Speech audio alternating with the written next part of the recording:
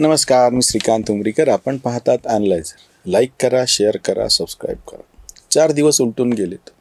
ज्या पद्धतीनं राहुल गांधी यांनी मनुस्मृतीच्या नावानं शिंतोडे उडवलेत, त्याचं महाभारत अजून काही संपायला नाव नाही. ती संपू नये अशीच त्यांची इच्छा असणार, पण नेमकं त्याच्या बाबतीत उलटं घडतं आहे. राहुल गांधी, त्यांचे चमचे, त्यांचे जे कोणी थिंक टँक आहेत, सल्लागार आहेत, त्या सगळ्यांना जे अपेक्षित होतं तसं घडलं नाही.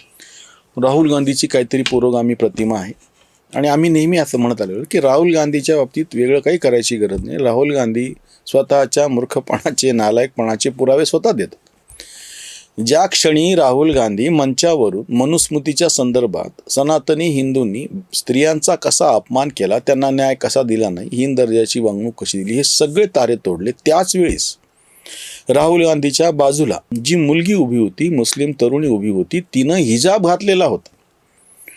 म्हणजे राहुल गांधी तोंडानं बोलतायत एक आणि त्यांच्या बाजूला असलेली मुलगी हिजाब घालून उभी आहे. मी म्हणलं ना की राहुल गांधींच्या मूर्खपणाचे पुरावे शोधायची गरज नाही, ते स्वतः पुरावे काढून देतात. राहुल गांधी भाजपचा स्टार प्रचारक का आहे आम्ही असं म्हणतो, त्याचा हा पुरावा. काय गरज होती तुम्हाला ती मुलगी मंचावरती घ्यायची? प्रत्यक्षामध्ये मुसलमान स्त्रियांना ज्या पद्धतीनं वागवलं गेलं इस्लाममध्ये, शरियाचे कायदे अजूनही वाईट आहेत. मनुस्मृतीची आपण चर्चा बाजूला ठेवू, पण प्रत्यक्षामध्ये आपल्याकडे 26 जानेवारी 1950ला संविधान लागू झालं. 52ला पहिली निवडणूक झाली. लोकनियुक्त सरकार 1952ला सत्तेवरती आलं. तेव्हापासून आज तागायत मला असा एक कायदा सांगा की मनुस्मृतीप्रमाणे हा कायदा तयार केला गेला आणि तो प्रत्यक्ष वापरात. एक कायदा मला सांगा. मला असा एक प्रसंग सांगा की हिंदूंची झुंडच्या झुंड रस्त्यावरती उतरली आणि ते म्हणतात की बाबा आमची एक स्त्री आहे, तिला सती जाऊ दिलं पाहिजे आणि सतीचं आम्हाला परवानगी पाहिजे आहे किंवा आमचा हक्क आहे सती जाणं. एक मला दाखवा तुम्ही प्रसंग. ह्याच्या नेमकं उलट मी तुम्हाला गुस्ताख रसूल की एक ही सजा, सर तन से जुदा म्हणून रस्त्यावरती आलेली बिंडोक झुंड दाखवून देऊ शकतो की ज्यांनी अक्षरशः बळी घेतलेले आहेत.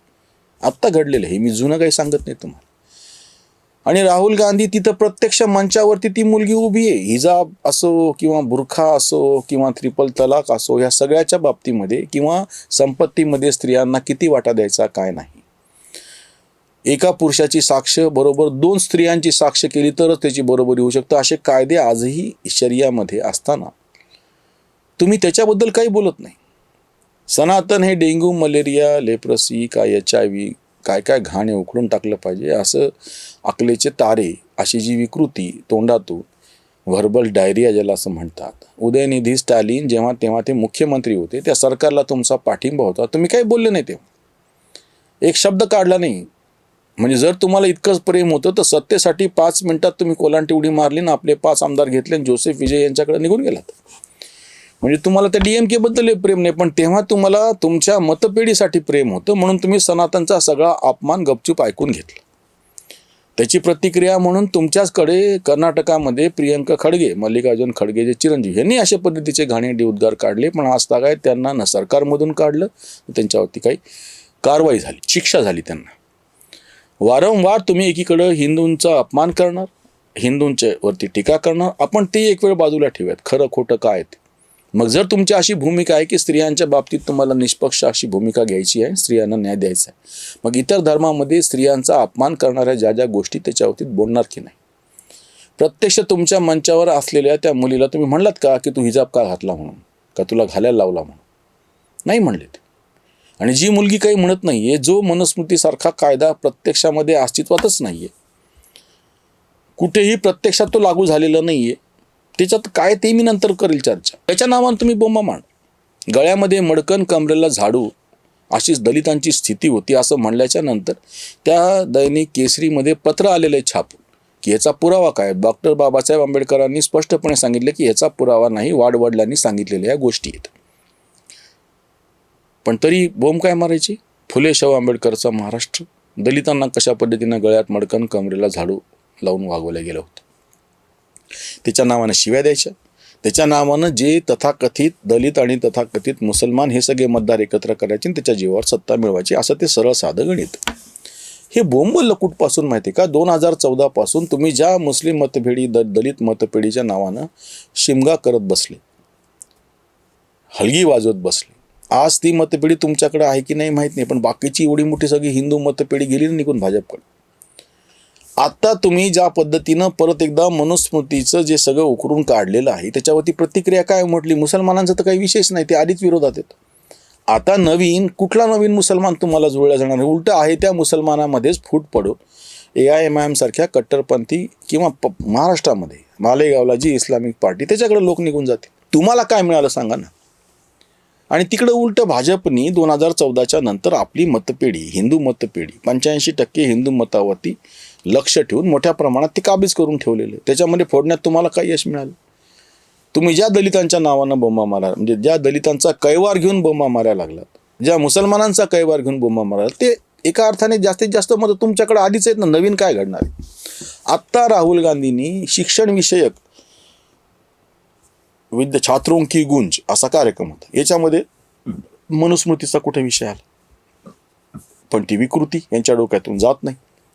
आणि हे कसे भाजपचे स्टार प्रचारक आहेत मी तुम्हाला सांगतो. म्हणजे तुम्ही काठावरचे, आम्ही हा वारंवार मुद्दा मांडलेला आहे की जे कट्टर भाजप विरोधक आहेत ते काही भाजपला मतदान करणार नाहीत, आणि जे कट्टर काँग्रेस विरोधक आहेत ते काँग्रेसला मतदान करणार आहेत. राहू द्या बाजूला, प्रत्येकाची आपली आपली एक विशिष्ट मतपेढी आहे. पण जे काठावरचे बहुतांश असे मतदार आहेत ते जेव्हा परिस्थिती पाहून आणि त्या पद्धतीनं निर्णय घेतात, त्याच्यासमोर तुम्ही काय उदाहरण द्यायला लागलात की मनुस्मृतीच्या नावानं राहुल गांधी बोंब मारा. मग त्याचा साधा प्रश्न असतो, तो मनुस्मृतीचं समर्थन करत नाही. तो फक्त एकच प्रश्न विचारतो की जर तुझ्या बाजूला उभी असलेली ती जी मुस्लिम तरुणी आहे तिला हिजाब का? त्याचं यांच्याकडे काहीच उत्तर नाही. म्हणजे ते तर त्यांचे प्रवक्ते, कालपासून मी चर्चा बघायला लागलो, इतके म्हणजे बेतुका असा शब्द येतो हिंदीमधला, त्याला तुकच नाही, काही आधारच नाही, तर्कहीन तर्क, काही बोलायचं.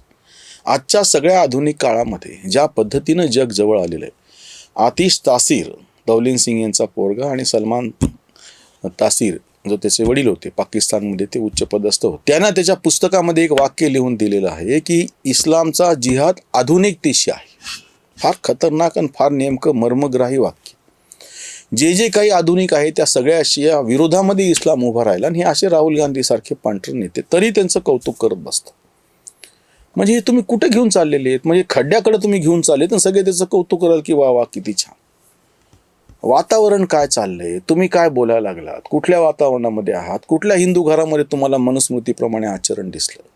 सार्वजनिक ठिकाणी गेल्या म्हणजे 52ची निवडणूक मोजली तर, म्हणजे तुम्ही बघा की गेल्या 75 वर्षामध्ये सार्वजनिक ठिकाणी मला एक प्रसंग असा दाखवा की मनुस्मृतीप्रमाणे ह्या गावामध्ये काही ना काहीतरी, त्या गावातल्या काय खाप पंचायत वगैरेंनी काहीतरी निकाल दिलेला आहे आणि तो प्रत्यक्ष मान्य झालेला आहे.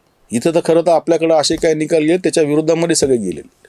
अतिशय पुरोगामी, अतिशय सुधारणावादी असलेला हा जो सनातनी हिंदू वर्ग आहे, त्यांना तुम्ही मनुस्मृतीच्या नावानं बडवायचं काम करता. मनुस्मृतीची चिकित्सा आपण अजून वेगळ्या पद्धतीनं करू.